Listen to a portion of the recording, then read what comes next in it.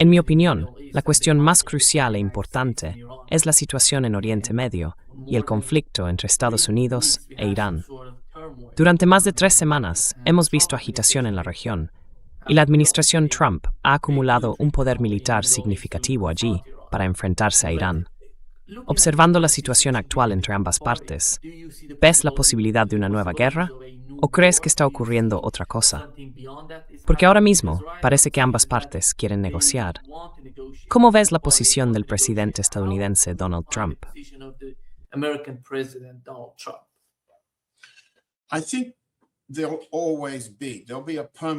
Creo que siempre habrá una guerra permanente contra Irán. Eso no va a cambiar debido a la dinámica fundamental con un Israel con capacidad nuclear, expansionista y que considera a Irán su principal enemigo, habiendo ya eliminado a todos los estados árabes laicos, sobre todo el Irak de Saddam Hussein, que eran capaces de defenderse de un ataque israelí, incluidos los ataques nucleares. Hay constancia de que Saddam Hussein hablaba con sus generales sobre cómo Irak podría sobrevivir a un ataque nuclear y luego contraatacar. Así que Irán sigue siendo el principal enemigo de Israel, y eso no va a cambiar a menos que haya un acuerdo regional significativo en la línea de lo que propuso Sergei Lavrov, el ministro de Asuntos Exteriores ruso, como un pacto de seguridad mutua para los estados del Golfo Pérsico.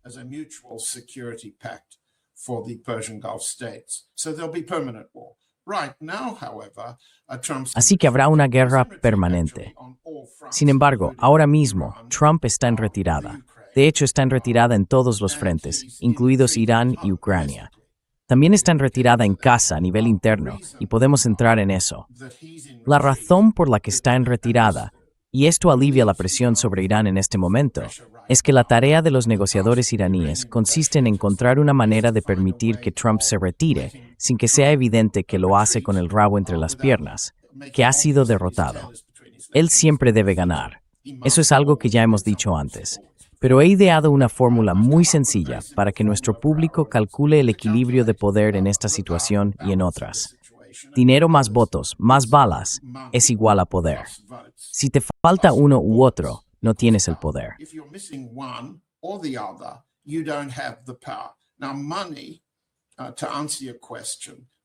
Ahora, el dinero, para responder a tu pregunta, está diciendo que no va a haber guerra. Se puede ver en la forma en que el dinero habla en el mercado del petróleo. El marcador del precio del Brent y el marcador del precio del crudo estadounidense West Texas Intermediate, el WTI, han caído ambos alrededor de un 5% en los últimos 3 o 4 días. El mercado del petróleo es el dinero hablando, y el dinero básicamente está diciendo que considera que la posibilidad del cierre del estrecho de Hormuz y de una defensa prolongada que Irán es capaz de sostener, de una guerra prolongada, ha disminuido, así que el precio del petróleo está bajando. ¿Por qué puede Trump retroceder ante una amenaza iraní creíble por mucho daño que diga haber causado?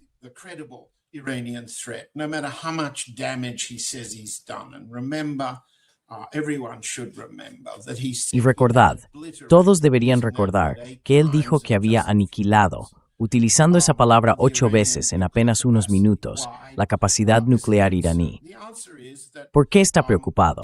La respuesta es que cuando llegue el Día de los Caídos, que en el calendario estadounidense está a solo 16 semanas, comienza la temporada de conducción veraniega. Casi inmediatamente después, cuando los conductores estadounidenses necesitan gasolina, carburante, benzina, según el país en el que te encuentres y el nombre que uses para el combustible de tu coche, los estadounidenses no pueden entrar en la campaña de las elecciones de mitad de mandato, que empieza durante el verano, con la preocupación por la inflación en sus coches y en sus hogares. Y el miedo a la inflación es un factor importante en el rechazo público hacia Trump. Así que no está diciendo que no habrá un cierre de Hormuz, porque no hay un ataque estadounidense.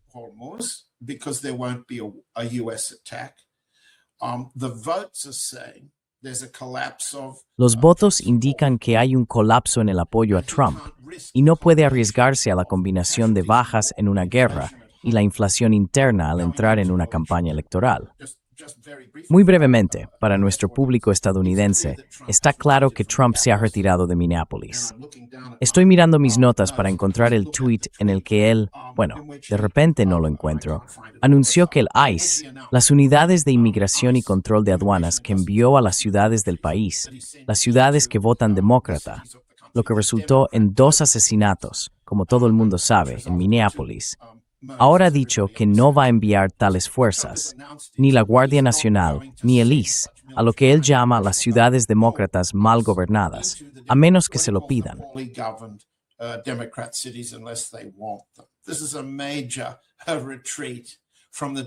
Este es un gran repliegue desde las ciudades demócratas del país y está impulsado por las encuestas. Todo el personal de la Casa Blanca actúa exactamente igual y siempre debe hacerlo, porque sus vidas y su futuro dependen de ello. Cuando los votos van en tu contra, cuando el dinero va en tu contra, solo te quedan las balas. Y la represión militar en Estados Unidos es algo con lo que quizá Stephen Miller sueña al irse a dormir en la Casa Blanca de Trump, pero está fracasando. Está fracasando. Y el cálculo de las balas deja que algunos de tus invitados analicen las proporciones de fuerza entre Irán y Estados Unidos. La proporción de balas, o el número de balas. El cálculo es que la Armada estadounidense, la hermosa Armada de Trump, no puede ganar en una guerra corta. Irán gana sobreviviendo. Irán gana resistiendo y prolongando la guerra.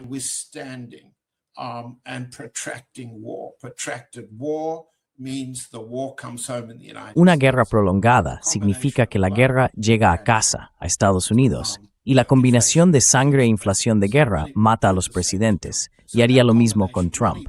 Así que esa combinación, dinero, votos y balas, ahora va en contra de Trump, en contra de su poder. El problema para aquellos que son el objetivo, empezando por Irán, es cómo dejarle escapar. Y también ha sido derrotado en la India. Ha tenido que dar marcha atrás. Podemos repasar una lista a medida que avancemos, pero creo que eso responde a tu pregunta para empezar. Tiene que ser un alivio para todos en Irán, donde estás ahora, y tiene que ser un alivio de sentido común. Sin duda es un alivio en Moscú que no haya un ataque estadounidense. Pero eso no significa que tras haber sido derrotado 3 veces, no vuelva a intentarlo, ni que los israelíes hayan abandonado su estrategia, que en última instancia requiere la destrucción de Irán.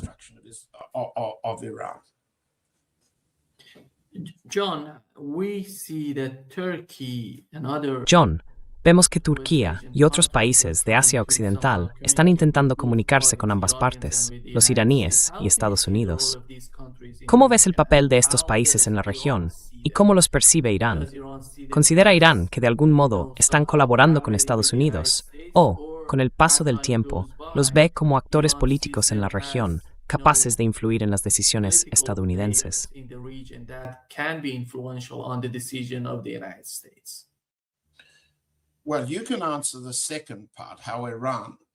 Bueno, puedes responder a la segunda parte. ¿Cómo lo ve Irán? He pasado gran parte de mi vida política trabajando con el primer ministro de Grecia, así que tengo una opinión particular sobre Turquía. Esa opinión la comparten en Moscú, el Estado Mayor y los servicios de inteligencia. Nadie confía en el presidente Erdogan y nadie confía en Turquía como aliado. Hay varias razones para ello. No es necesario dar una conferencia al estilo de Putin, que sería aburrida para todos. El papel de los turcos en este momento es presentarse como un lugar creíble para la mediación. Están intentando legitimar la expansión del antiguo imperio turco hacia el sur, a lo largo de la costa libanesa, algo que han logrado en cierta medida con la instalación del presidente al-Sharaf y del presidente Jalani en Damasco.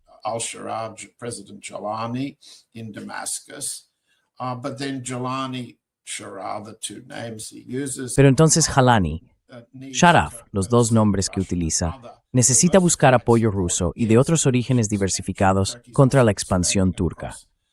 Turquía también se está expandiendo por Europa, en el Mediterráneo, contra Chipre, contra Grecia, hacia Libia. Es una potencia expansionista. Quiere posicionarse de maneras completamente engañosas, especialmente en su apoyo a Gaza frente al genocidio y así sucesivamente. Creo que ya he dicho suficiente sobre los turcos. En cuanto a los árabes, ocurrió algo bastante interesante para responder a tu pregunta. El 31 de enero, hace apenas un par de días, la India logró convocar una cumbre de los estados árabes. Fue una reunión de todos los ministros de Asuntos Exteriores árabes, además del secretario general de la Liga Árabe.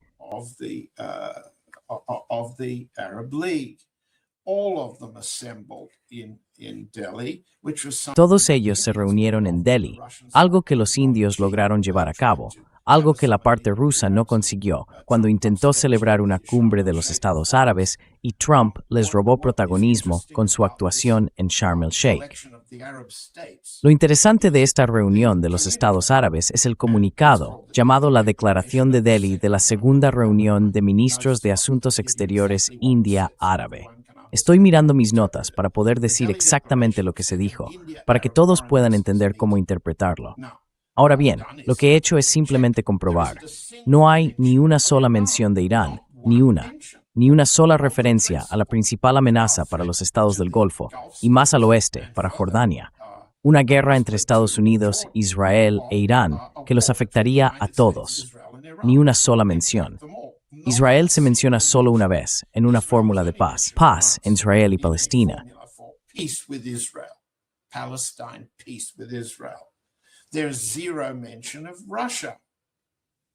No se menciona a Rusia, no se menciona a las armas nucleares en Oriente Medio, no se menciona a los BRICS, y sin embargo, Egipto, los Emiratos Árabes Unidos, Arabia Saudí e Irán son todos miembros de los BRICS.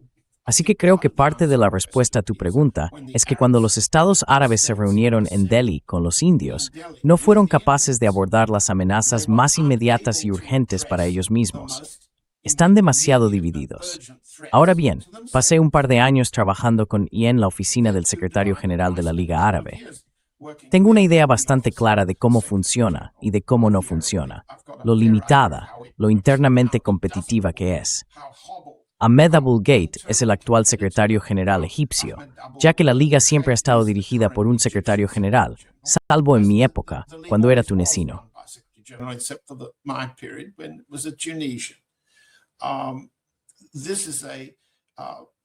Esto es una señal, esto comunica lo divididos que están. Sin mencionar el conflicto crucial que existe ahora entre Arabia Saudí y los Emiratos Árabes Unidos, que implica a Yemen, Sudán y Somalia. Son conflictos graves que han alcanzado una dimensión cinética, y aún así la Liga y los ministros no pudieron debatirlos hasta llegar a ningún punto de acuerdo. Así que eso nos indica, ¿no es cierto? Como dije al responder a tu pregunta, que los estados árabes están demasiado divididos para sentarse a la mesa y ponerse de acuerdo. Sin embargo, resulta interesante, ¿por qué el Ayatollah Khamenei, en su discurso del 1 de febrero, cuando hablaba de la inevitabilidad de una guerra regional si Irán fuera atacado, no dijo que debería haber representación regional en las negociaciones?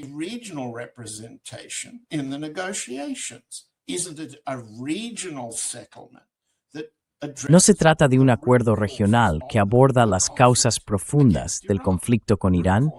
Causas profundas es una fórmula, ya sabes, nuestro público lo recuerda.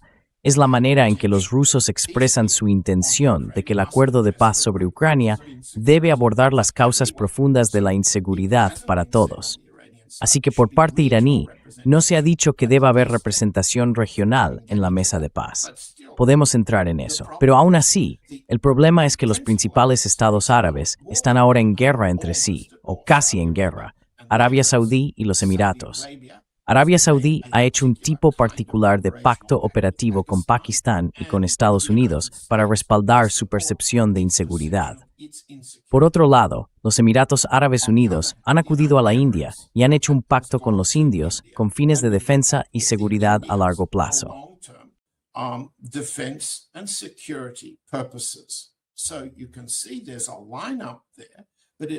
Así que se puede ver que hay una alineación ahí, pero es una alineación antagónica.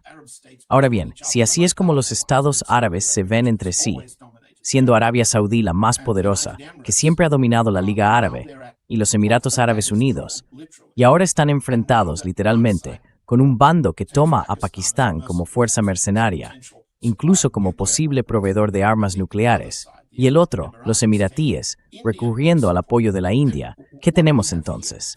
Es imposible que los estados árabes de la región se integren en ningún tipo de relación con Irán que reduzca la presión actual de Estados Unidos. Por otro lado, todo el mundo puede ver la prensa. Hay abundante especulación e informes de que todos los estados árabes han rogado al presidente Trump que no ataque.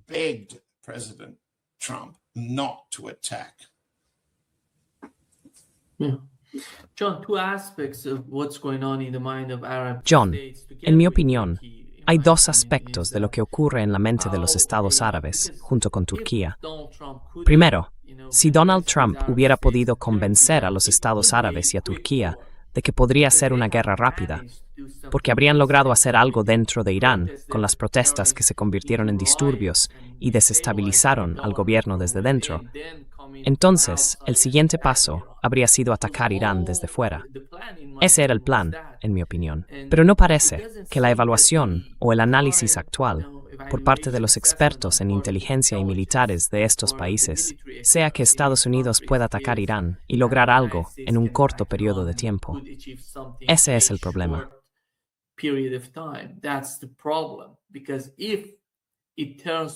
Porque si se convierte en una guerra de desgaste, no creo que Estados Unidos sea capaz de continuar la guerra en Oriente Medio. Se enfrenta a un país que produce todo lo que necesita dentro de sus propias fronteras, mientras que Estados Unidos tiene que llevar todo a la región. E Israel no es capaz de producir tantas armas ni tanta munición. Dependen completamente de Estados Unidos. Todo tiene que venir de Estados Unidos hacia la región. No veo a Turquía desempeñando un papel importante en la producción o el suministro de esa munición a Estados Unidos. Por eso, la solución para Estados Unidos no es una guerra prolongada, no solo a nivel interno, sino también internacionalmente, teniendo en cuenta toda la región.